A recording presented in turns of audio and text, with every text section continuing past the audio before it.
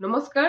আজি আৰু এটা ভিডিঅ' আপোনালোকলৈ আগবঢ়ালোঁ। আপোনালোকে হয়তো বাতৰিৰ জৰিয়তে ঘটনাটো গম পাইছে যে আৰজিকৰ মেডিকেল কলেজৰ ঘটনাৰ পুনৰাবৃত্তি বৰ্তমান আমাৰ এইখন অসমতে। চিকিৎসা কৰিবলৈ অহা 13 বছৰীয়া কিশোৰী এগৰাকী যৌন নিৰ্যাতনৰ বলি হয় আমাৰ গুৱাহাটী চিকিৎসা মহাবিদ্যালয়ত।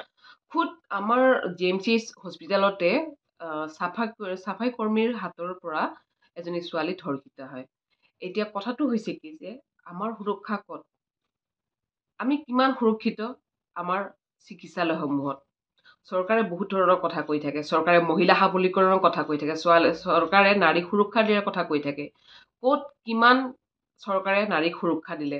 মাজতে হিমন্ত বিশ্ব শৰ্মা ডাঙৰীয়াই যেতিয়া ধিঙৰ কাণ্ডটো হৈছিলে তেতিয়া তেওঁ নিজে কৈছিলে যে বৰ্তমানলৈকে 23টা ঘটনা গম পোৱা গৈছে। তো তেনেস্থলত আমাৰ মাননীয় মুখ্যমন্ত্ৰীয়ে আৰু গৃহ বিভাগটোৱে কিবা দায়িত্ব পালন কৰিলেনে নাৰী সুৰক্ষা প্ৰদানৰ ক্ষেত্ৰত?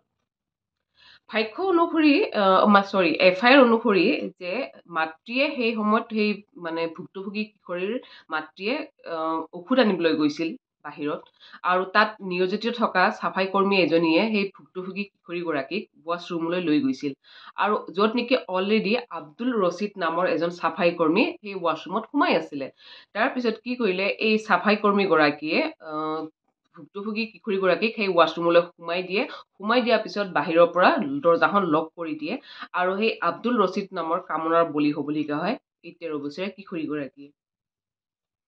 এতিয়া কথাটো হ'ল কি হ'ব? মানুহৰ কি বিশেষকৈ ছোৱালীবিলাকৰ শান্তি সুৰক্ষা ক'ত আছে? যদি চিকিৎসাধীন অৱস্থাত যদি এগৰাকী ভুক্তভোগী চিকিৎসাই যদি তেওঁ নাপায় বা তাত গৈও যদি তেওঁ কামনাৰ বলি হ'বলগীয়া হয়, তেতিয়াহ'লে ছোৱালীবিলাকৰ জীৱনটো কি একো নাই নেকি? ক'ত যাব তেওঁলোকে? বৰ্তমান সমাজত আমাৰ অসমত বহুত ধৰণৰ এনেকুৱা নিৰ্যাতনৰ ঘটনা, ধৰ্ষণৰ ঘটনা চলি আছে। তাৰ পিছতো এতিয়ালৈকে চৰকাৰে কিয় উচিত দৃষ্টান্তমূলক শাস্তি প্ৰদান কৰিব পৰা নাই? কিয় চৰকাৰে এতিয়ালৈকে উচিত ফাষ্ট ট্ৰেক আদালতৰ জৰিয়তে দোষীক শাস্তি প্ৰদান কৰিবলৈ কিয় পৰা নাই? কিমান জল্দি ছোৱালী আৰু এনেকে ধৰ্ষিত হ'ব? এই প্ৰশ্নৰ উত্তৰ লাগে আমাক। আৰু দ্বিতীয় কথা হৈছে কি যে GMCHৰ কৰ্তৃপক্ষই এই ঘটনাটো গাপ দিয়াৰ কাৰণটো কি?